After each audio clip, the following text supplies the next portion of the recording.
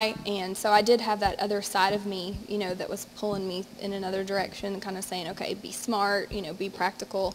And I really love where I am right now in my career because I feel like I've finally struck a balance that feels right, and I don't feel like I'm making any sacrifices anymore.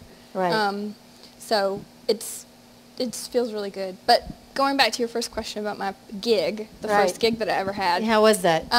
Well, okay, so when you're driven to do music and you have this, desire even as a child, I was always begging my parents, let me try out for this, take me to this, and, anything I heard about. And we were living in Dallas at the time, and the casting for the children that were appearing on the show. And I'm not exactly sure how that happened, where they, but the children they had didn't sing. So basically they needed kids to sing for them. So I was a casting. And you raised your hand? I was like, yes, me, I'll do it. So it was great. I always joke like that was the best job I ever had because, I mean, it was just so cool. You got to go sing and do music, and they paid you a lot of money. Hey, that is a great gig for any musician, yeah, right? But it was pretty cool. So I know all Barney's secrets. So in 2006, you released your first CD. Right, my first CD of original music. What was the experience like making that first CD and creating your own music and seeing that come to fruition?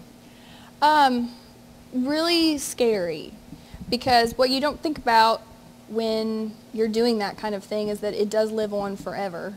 Like you are, when you record something, I mean, it really does. It's out there. And at that point in your life, it's whatever was experiencing. Right. Whatever you were experiencing at that point in your life, that's what you put out there. That's what you're putting out there. That's what you're writing about. And your first record, you're so green. I didn't know anything about, I didn't know how to make a record. I knew, hear my songs, and then, there was no path in my mind. I couldn't see it. So, anyway, learned a lot doing that first one.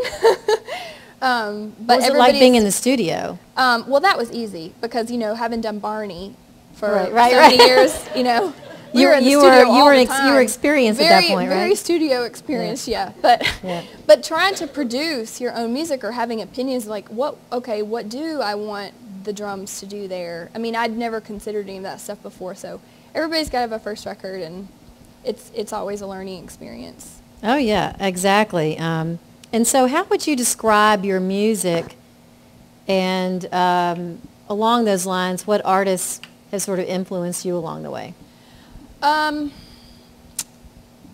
Gosh, I mean, I love folk music, so, I